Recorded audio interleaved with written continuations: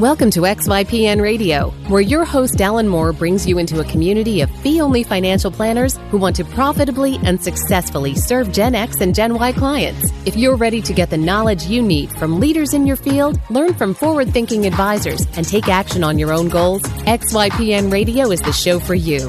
Here's your host. Hello, and welcome to this episode of XYPN Radio. I am your host, Alan Moore, and thank you so much for joining us today. Today is an interview with Dr. Daniel Crosby. So our VIP community, it just blows up with questions around behavioral finance, helping clients make good decisions, recognizing that it is really important for us to help our clients. And no one is more well known than Dr. Crosby, or Daniel, as he asked me to call him, in the behavioral finance and economics world. He has too many jobs for me to even try and list, but I will tell you, anytime somebody comes on with the title doctor, it's going to be worth listening to. So in this interview, we basically go through a little bit of his career path, because as listeners now know, I love hearing the non-linear career path that many of our guests, or well, I guess all of our guests have taken. But also then we dive into kind of what makes him an expert in this area. And he is certainly qualified to be talking about, helping clients make good financial decisions. We then go through some of his process for helping clients make good decisions, the 4 Ps, which are really interesting and I think extremely helpful and useful tools whenever you're working with clients. And then we also talk about his upcoming book launch. And so you can get a link to the book in our show notes. So as always, you can access the show notes and additional resources at xyplanningnetwork.com/46, and be sure to join our VIP community at xyplanningnetwork.com/VIP. And again, this entire episode came out of several questions that were posted inside the VIP community. So it's a great place to come learn, as well as ask questions and be able to get episodes on particular topics that you're interested in. All right, without further ado, here's my interview with Dr. Crosby. Hey, Daniel, welcome to the show. Thanks so much for being on. Thank you. It's awesome to be here. It is always awkward to call someone with a PhD by their first name, because when I went to grad school, you called everyone doctor, so it's Dr. Crosby. So I'm going to say that at least once or twice, but we'll do my best to stick with Daniel. I am so excited to have you on. Our VIP community, which a lot of our listeners subscribe to, we get all of these questions around behavioral finance and kind of these questions around like, we help our clients with all the financial planning, but they're not implementing, and kind of all these pieces come up on, what do we do to actually help our clients? And so when we had just numerous requests for, bring somebody on to talk behavioral finance, your name was really the only one that came to mind. And so I'm really, really excited to kick this off. So I guess to get started, tell us just a little bit about your career path and how you became kind of a behavioral finance expert. Is this what you plan to do your whole life? Yeah, no, absolutely not. I don't think anybody grows up wishing to be a behavioral finance expert, but I'm grateful for how it's all turned out. So I think, like many of us, I have a circuitous and strange route to my professional where I'm at right now. Began undergraduate in college as a business major with a mind to go be an investment manager, sort of an institutional investment manager. My dad's a financial advisor. I grew up sort of steeped in that world and was very interested in it. I went to school for 1 year, to college for 1 year, and then after that I served a mission for my church. So I spent a couple of years in the Philippines building up the local branches of the church, doing service, teaching English, things like that. Came back, I think probably with a bigger heart than I left with, and had a desire to go into psychology. So then changed majors from being a business major to a psych major, and ended up getting a bachelor's in psychology and entering a PhD program when I was just about 23 years old. In my PhD program, 2 or 3 years in, I got really sick of it, and it was frankly just a little too heavy for me. I was coming home weekends sort of unable to go out just because of the heaviness of what I had heard during the week, just everyone's problems sort of weighing on me. And I didn't really feel equipped to be a clinical psychologist, even though I had a paid-for PhD and enjoyed a lot of my classwork. So about 3 years into my PhD program, I decided to orient myself toward business. I said, hey, I've got this paid-for degree. Let's go ahead and knock it out. But started to orient myself toward business. So after that, I did a postdoc at Emory University, where I got to apply some of my learning in a more organizational business setting at one of the great business schools in the country. And the rest is history since there. Out of school, came out as a consultant for SunTrust Bank, and have just sort of ever since that time, ever since graduating with my PhD, I've sort of been in the business. So it was a strange course, not the one I planned at all, but I'm grateful every day for where I've ended up because it's fantastically rewarding. And it's a good blend of my two great interests, investment management and thinking about why people do the things they do. You know, it's always fascinating to me how few people are interested in blending psychology and money, and yet they're so interconnected. When I worked for Rick Kaler right out of school, who has done a lot of work in kind of the financial therapy realm, you know, his theory was those that are drawn to service-oriented fields such as psychology just generally had money scripts that were anti-money, we'll say, and he puts it more eloquently than that. But essentially, there are very few people that are truly able to think about money and investing as well as the psychology side. I mean, for our listeners out there that are passionate about both, because we see this a lot. I mean, are there any degree programs or training programs or anything like that they can be looking at for, I guess, kind of getting the education and how these two concepts blend together? It's funny. This is a question I get asked on LinkedIn just about weekly. And I'm afraid to say there's sort of a dearth of opportunities for people who want to blend these two things. And it is sort of a small crowd who want to blend them. But I'll say this, most people who work in the industry either come from the psych side or the finance side and then have to kind of teach themselves the other half of that. And that's just sort of the way that it exists right now. And it's tough because a lot had to go right for me to end up in a place where I could do this full time. And I mean, I can't imagine trying to do it without some of the things that I naturally enjoy, like writing and speaking and things like that. It would be a hard path if you didn't enjoy those things. Now, Europe does have some programs. Europe has some programs. Europe tends to be ahead of the US in these matters. And so they do have some programs there. But for the rest of us, I think mostly you've either got to specialize in finance in graduate school or psychology, and then kind of look for opportunities and be a little bit entrepreneurial and open doors for yourself on the other side, because there's no sort of pure, sort of a hybrid discipline. And I think that the schooling reflects that. Unfortunately, I don't know very many other opportunities either. So I know Kansas State rolled out their financial therapy certificate, which is probably the closest thing education-wise that I'm aware of, to go study. But that does involve, graduate degrees and that sort of thing. So that's not just a quick trip to to go get some education. I was really fortunate that my major professor in college, Dr. Getz out of University of Georgia, had his master's in psychology and his PhD in financial planning. And that was where I kind of started to learn financial planning. And I will say that I was very spoiled because I came out of school thinking that's how everybody operated. Right. It is not. So I guess let's just kind of give listeners an overview of the type of work that you do, because I feel like you have your hand in many different pots when it comes to this, as you said, it kind of being entrepreneurial and creating a business for yourself. So what type of work are you doing today with advisors or with, clients directly related to kind of behavioral finance and investing? Yeah, so my work is varied, and that's just the way that I like it. So I have, on the one hand, almost all of my consulting work is working with financial advisors, and I do that primarily through Brinker Capital's Center for Outcomes. So the Center for Outcomes, we say we're an educational arm that helps advisors get better at doing what they do best. And we think that what advisors do best is manage client behavior. We think that's the biggest value add of working with an advisor. And we draw on research from everyone from Envestnet to Morningstar to Vanguard and Aon Hewitt, who say that, there's a behavioral alpha that comes with working with an advisor that's, on the level of 200 to 300 basis points of outperformance per year that you get by just getting improved decision-making and good planning. So we help folks be more persuasive, because something that we hear a lot is clients don't follow my best advice. I give them all the tools they need, but a lot of times in the heat of the moment, that's not enough. So we try and help advisors emphasize that and then get better at it. And then on the other side, I have an RIA called Nocturne Capital. And on that side of things, I try and exploit behavioral anomalies in the stock market and manage money. So I think it's safe to say that I'm one of the few people that exist sort of on both sides of that. Most people are trying to do one or the other. Both interest me. And I think I have the audacity or the hubris or the arrogance to try and do both at once. So that's sort of how I spend my time.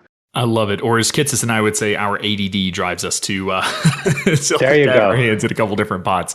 If my days start looking the same, I get bored very quickly. But you said something interesting whenever you're talking about your work with Brinker Capital, and that is that the number one value that financial advisors bring is behavioral management, which is really interesting because I think there are a lot of financial advisors out there. There's probably a lot of listeners that go, yeah, of course. But I think there's a lot that have not been trained that way. Really, none of us were trained that way, because if you look at the CFP program, you look at pretty much any of the professional designations, behavioral anything psychological related is just not touched on. Heck, the CFP barely touches on communication skills, much less all of this. I mean, why do you think that is? I mean, why is this such a largely ignored concept if it is the most important value that advisors are bringing to the table? Well, I think I think there's a couple of reasons. I think one, it's not as demonstrable as improved returns. I mean, you have to really work at sort of codifying and quantifying, hey, look, Mr. and Mrs. Client, I saved you XYZ dollars when I kept you invested here when you wanted to go to cash.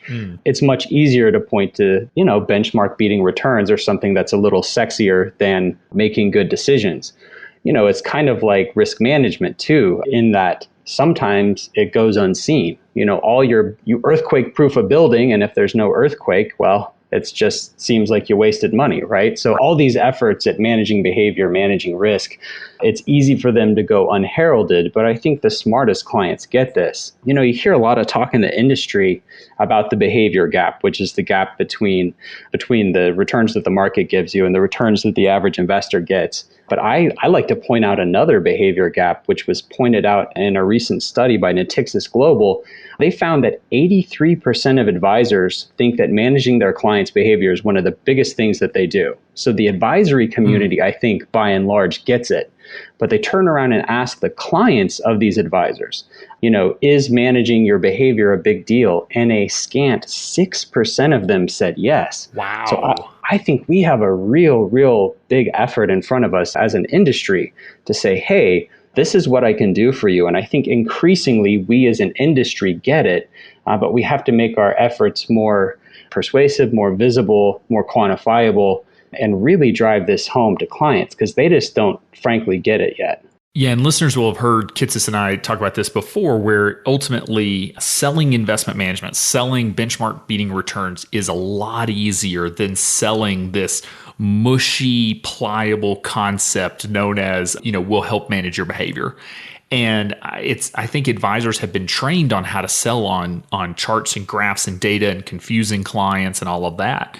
And, as someone who I was always a DFA advisor and basically just trying to get market returns, essentially, big fan of Vanguard ETFs, I remember having that conversation with clients of, hey, I'm not trying to help you beat the market. I'm trying to help you get the market because on average, you're probably not going to get market returns.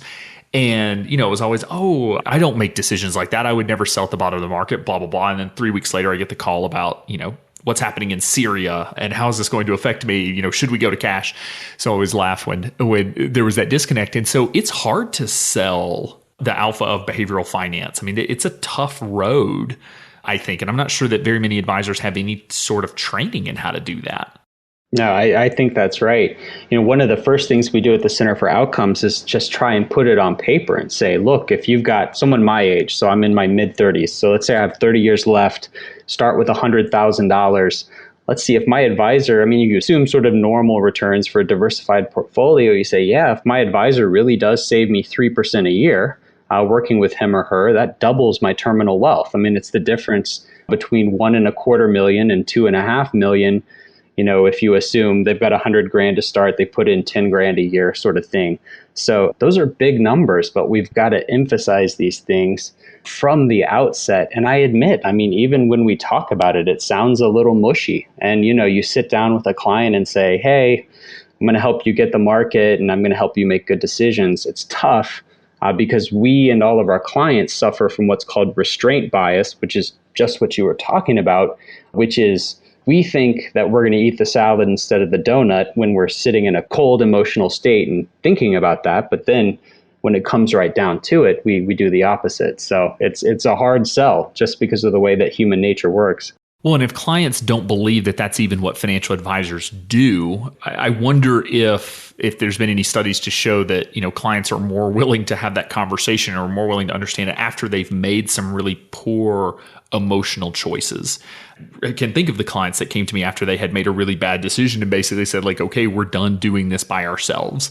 We do need some help. But for the most part, clients come in, feeling like I've kind of got a handle on things, just want you to take a look. And that was my experience. But I also worked with younger clients, and so they hadn't necessarily had as many decades to make a poor choice. Maybe they watched their parents do something, but I don't know. Do you think it's easy? Is there a way to showcase this, or is it just kind of having that conversation and only, ultimately some prospects will really understand what we're trying to do? I would encourage folks in our first meeting, and again, it's probably harder with younger clients for the very reasons you mentioned, but I encourage folks in our first meeting to say, tell me about the worst financial decision you've ever made. And I feel like it elicits some real emotion.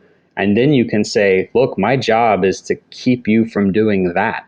And, if I can keep you from making 3 to 5 of those bad decisions over your lifetime, then I've paid for myself and more. The other thing that I encourage advisors to do is to be a little bold about, if you think back to earlier this year when we were down, the market's down 15%-ish. Everyone was freaking out and the sky was falling. Advisors who took those calls about Syria or China or whatever it was and kept those people in their seats. If you had $1 million case and you kept them from making a bad decision, then, in a very real sense, you saved them. That's a 6-figure savings there. Oh, sure. And you should point that out and say, look, if we work together for 20 years, you're never going to pay me back for the gift that I gave you there in terms of keeping you in your seat, and to be just that bold about it. I've read the book Nudge, and I love that book. It's an interesting dive into how to help people, I guess, make what we believe to be good decisions. So they call it paternalistic libertarianism, which I think is hilarious. And it's basically saying, like, we want you to make your own decision, but we're going to encourage the decision that you make. Are there books like that or other kind of resources out there to kind of, I guess, just for listeners to start reading and to kind of start the journey into learning how the human brain works so that they can help their clients? Because it's one thing to say that we're going to help, talk our client off that cliff and show them that we did it. It's a whole other ballgame to deal with a client when they're on the phone trying to jump off the financial cliff. Yeah, absolutely. So I recently created a reading list that I'm scrambling to pull up. So I created this on my website because it's another question that I get a lot. In terms of what I put down, I grouped it by everything from introductions to, brain science, to history of finance, to biology. But the ones that I have listed as my Bibles here are Thinking Fast and Slow by Daniel Kahneman is the most exhaustive coverage of behavioral economics literature out there. Well, sort of the combo of the most exhaustive and the most readable. Irrational Exuberance by Robert Schiller is another one that's an absolute must read. Nudge is on my list of the Bibles, but I've got a whole list there with about 30 books. Everything from behavioral investing to decision making to probability. I read a lot of books on women and investing. I think women sort of point the way forward in terms of sound decision making. They tend to make much better decisions than men, tend to be more patient, weight probability better. So I read stuff by Meredith Jones and Luann Lofton on sort of the psychological qualities of women that make them, on average, better fund managers than men. We'll definitely have to link to that list in the show notes so listeners can go grab it, because I would like to see that list personally. So, because again, it's probably a question you get a lot because there are so few resources to really learn this stuff. So I guess just kind of diving in the work that you do with advisors and doing workshops and trainings and things like that. Where do you start when it comes to training advisors on recognizing, kind of behavioral biases that are going on and then actually addressing them?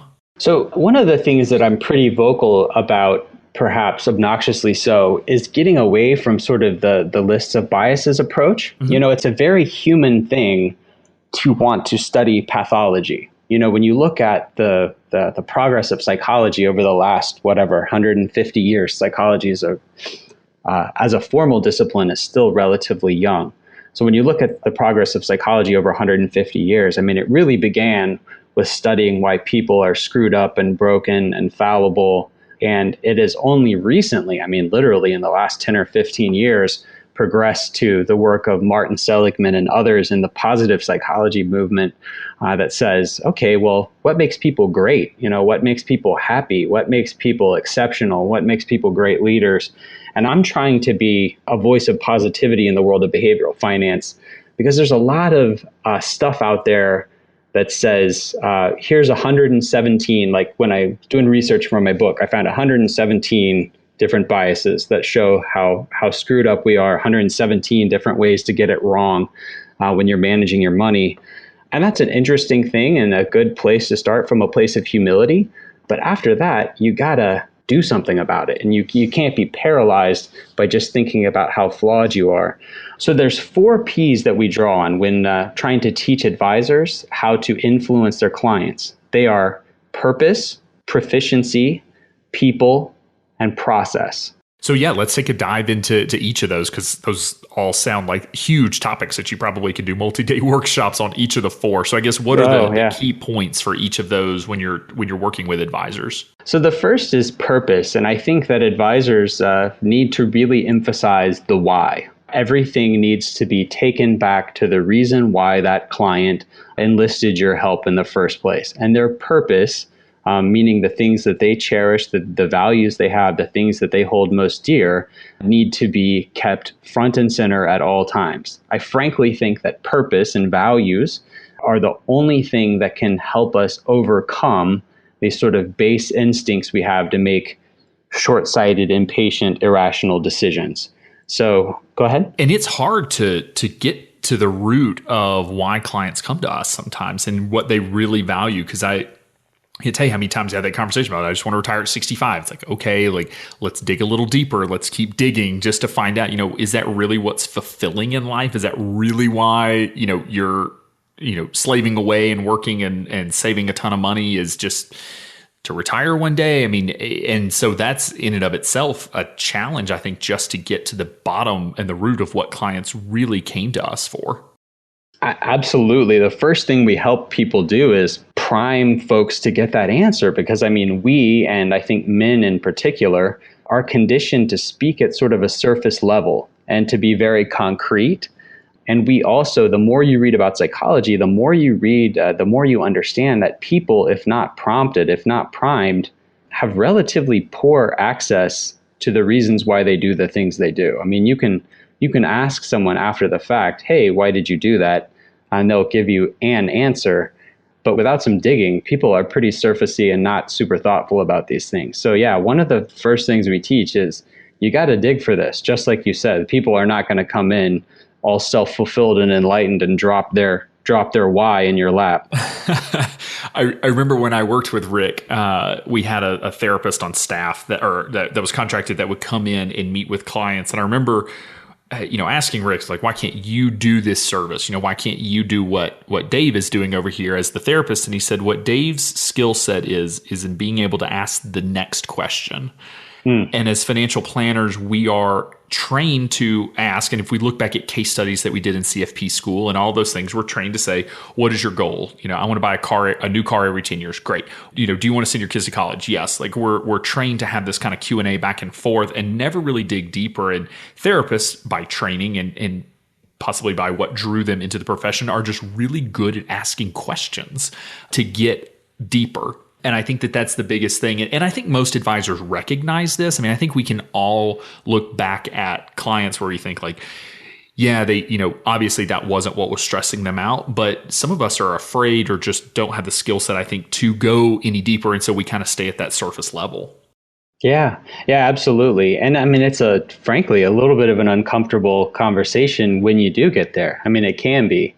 But then you don't have to worry about getting fired sort of under false pretenses, because I think probably most advisors can say, hey, I was getting you your new car every 10 years, and yet, you weren't scratching some itch that you probably never unearthed in the first place. So that is purpose. So moving on from there. Yeah, one more thing about purpose. It was a study that I included in my book that it's probably the coolest piece of research. And as a father, it's deeply resonant with me. So in the book, I cited a study where they were talking about a group of scientists who was working with low-income savers. and trying to get them to, set aside for a rainy day. And it's hard because they're living on sort of subsistence level incomes. And so they say, how can we do this? They try carrots, they try sticks, they try everything. And then finally, the only thing that worked was they put a picture of their children when they logged on to deposit their money or do their bank transactions. The first thing that would come up is a picture of their children. And so when you primed these folks with what mattered most to them and what matters most to most parents, their savings behavior increased by 200%. So we gotta unearth that why, and then you got to keep it top of mind at all times. This is also why I'm a big believer in the future of socially responsible and values-based investing. I think in addition to doing some good in the world, I think it has the potential to make investors better behaved, which I think is powerful. Oh, no, that's a whole other topic that we can go on. So we may have to circle back to that. That's really fascinating, though, about just something as simple as a picture of children. I mean, I wonder if any financial planning software companies out there are listening. These are the types of things that advisors are starting to question and look for, are just these minor features, these really small little additions that ultimately can help clients just stay focused on what matters. Because to your point earlier, like we all know we want to stay healthy, and yet we still pick up the donut because in that moment, that's just kind of where we revert to. So what can we do? And I remember, if my mom, when she was losing weight, put the picture of her at her heaviest, on the candy cabinet or on the snack cabinet, things like that. It is what more can we do as advisors to help showcase that to clients? Yeah, absolutely. Absolutely. So moving on from purpose, what was the next P? The next P was proficiency, which is basically just knowing what you're talking about. So in specific, not surprisingly, I read some research recently by the Oxley Institute that said that this is the number one thing that clients say they're looking for is, professional skill, professional competency. And so I encourage folks to do this in two ways. I think there's, two types of people in the world. I hate it when people say that, but we'll generalize here. So there's two types of people in the world with respect to proficiency. And I encourage people to use both stories and facts and figures and sort of weave those facts and figures into a story, because stories are compelling. That's the way the human mind works. And when you can imbue those stories with facts, figures, data points, I think it's a 1-2 punch that's very powerful. So conveying all the good stuff that competent financial planners and advisors everywhere know, but conveying that in a story format where it's a little bit more palatable for folks. And then I'm just a big proponent of education in the industry. I mean, I regularly have friends just show me their portfolios, and it's clear to me that some folks don't know what they're talking about. So I'm also a big advocate for ongoing education, CFP, CFA, things like this, master's degrees. Because we as an industry can do much better at being proficient at our jobs. It's interesting because we're obviously big proponents of the CFP, and for doing financial planning, obviously the CFA as a more investment-focused advisor, CPA if you're more tax-focused.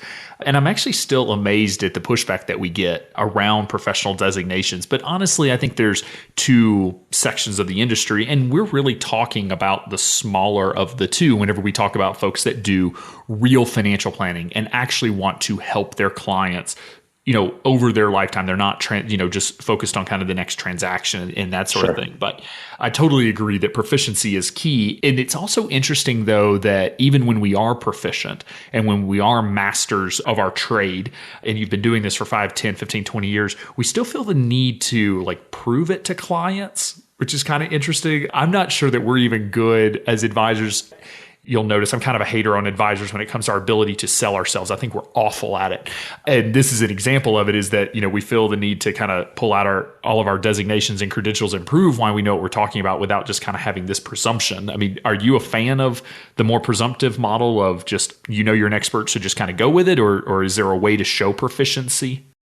Well, I don't know that I've cracked the nut on how to walk the line between underselling your value and then this sort of human ego need we have to always be trying to prove our worth, which is, frankly, more about our own insecurities than our clients' needs for us to be proficient. So, yeah, I mean, it's not super helpful, but we gotta find that middle place that says they have to know that we're competent. We have to share with them these great and important, simple ideas. But at some point they get it, and we don't always need to be showing off, because there's, more than a little of that in our industry as well. And I do think the number of designations can get a little out of hand. I mean, you see a shout out to Michael Kitce has been his 97 designations. So yeah, I always joke that I'm going to make up a designation and put it in there and just see who notices. Right. The qualified Kitce expert designation.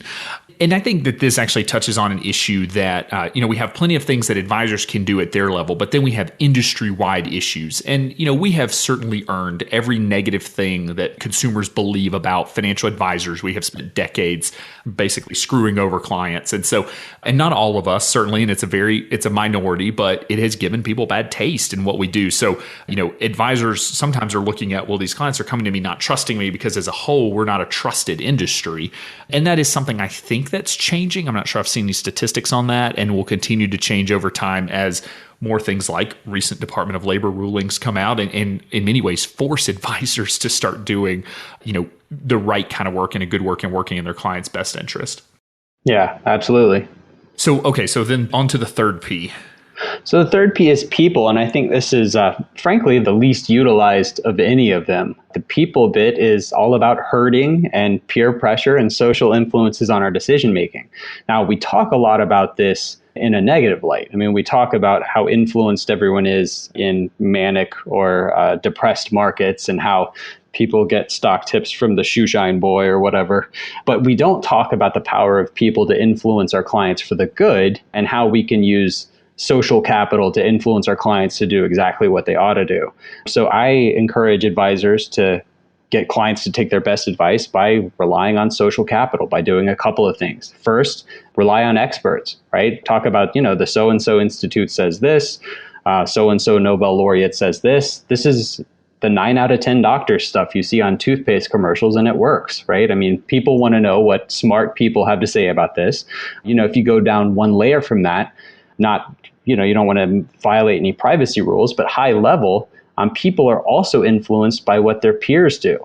So you could say, hey, I had a client just like you, and this worked very well for them. A client that was like you with respect to XYZ thing.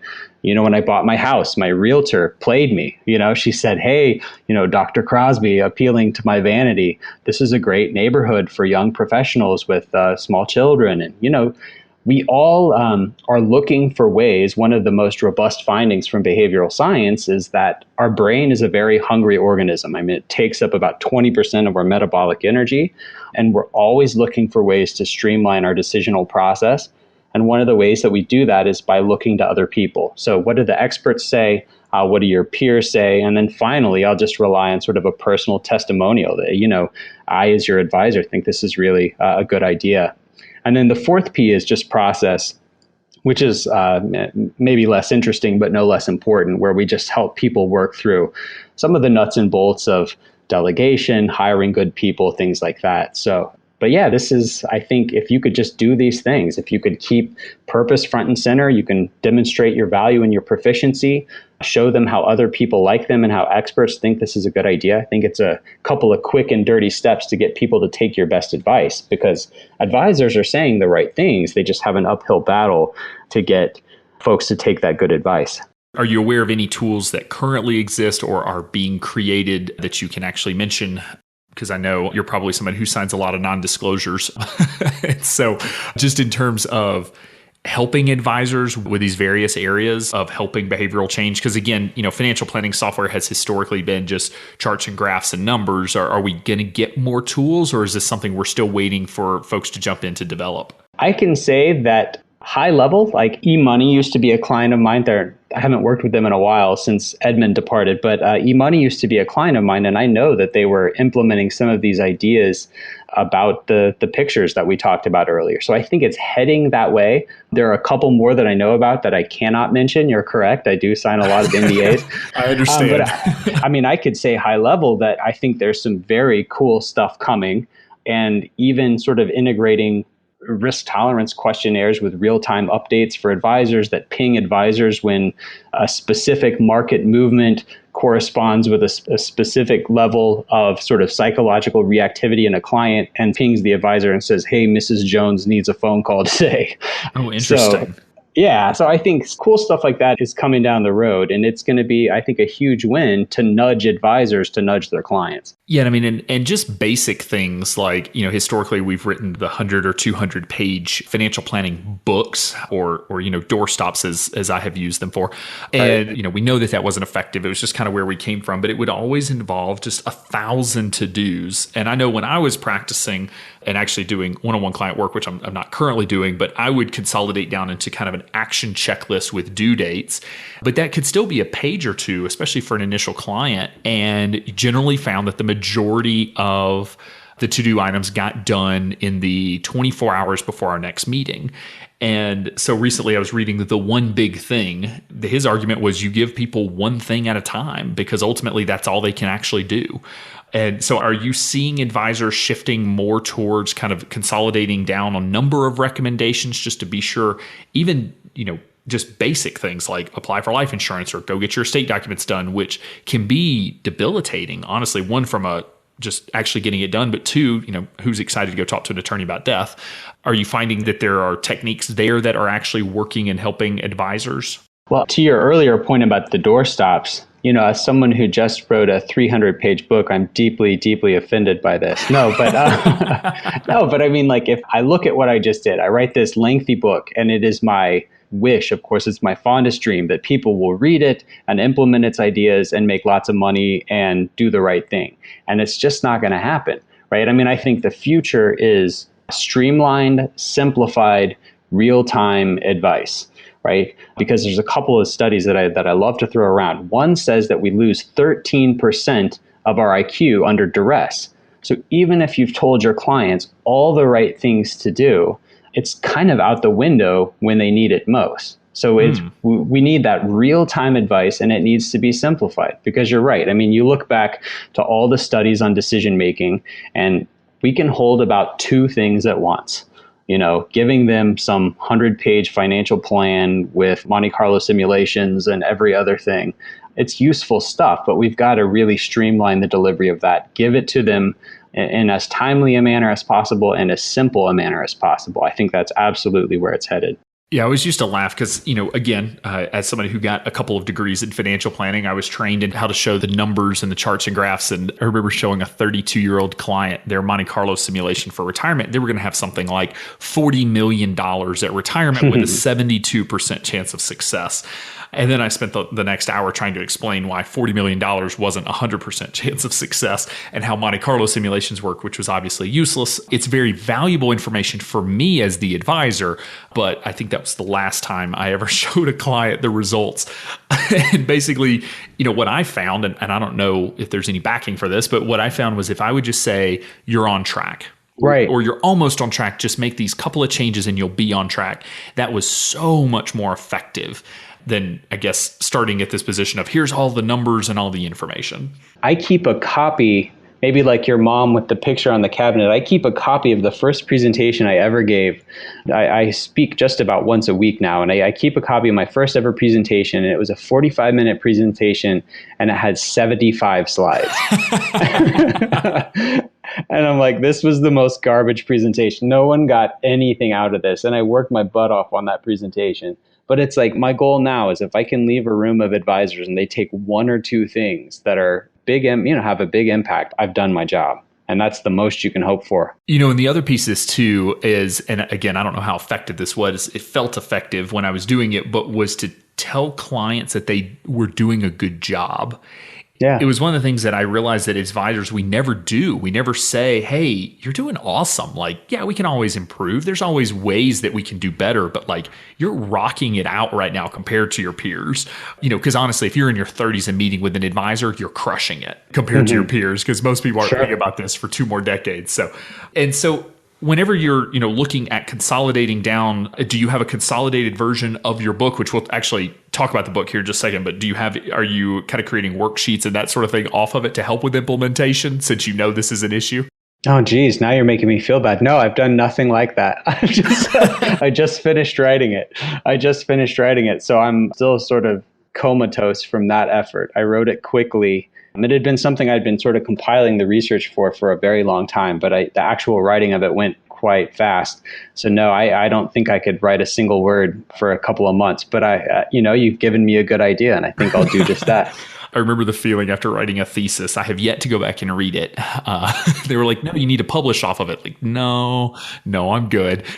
Do you ever get the notifications from your school about how many people have read it? I have not. I didn't even think about that. That's a possibility. Oh, my school notifies me every time someone reads my dissertation. And it's just so sad. Like once every 6 months. Yeah, exactly. Yeah, exactly. I know of two people that read my thesis from front to back, and one of them was my dad, who is a grammar nut, and so he edited it right before I published it. But oh, bless him. Yeah, and I know at the end he was like, "Well, now what are you going to do for a living again?" So let's talk about the book. I actually had no idea whenever we scheduled this recording that you I was going to say working on a book, but you have actually finished the book. So what is the title of the book, and kind of what's it about?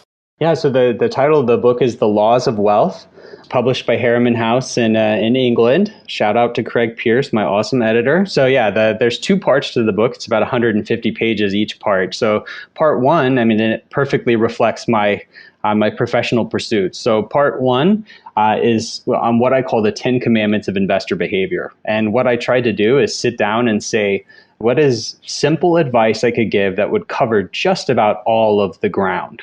If you did these 10 things consistently, if you behaved this way, you would capture most of the market. So that's the first part of the book. What are 10 simple things you can do to control your own behavior? So it's about decision-making, planning side of the house. The second half of the book is about sort of a new paradigm for active management.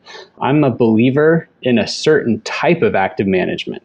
I'm a believer that most of active management that's out there now is garbage, but I believe it can be improved, and I believe that psychology sort of holds the key to that.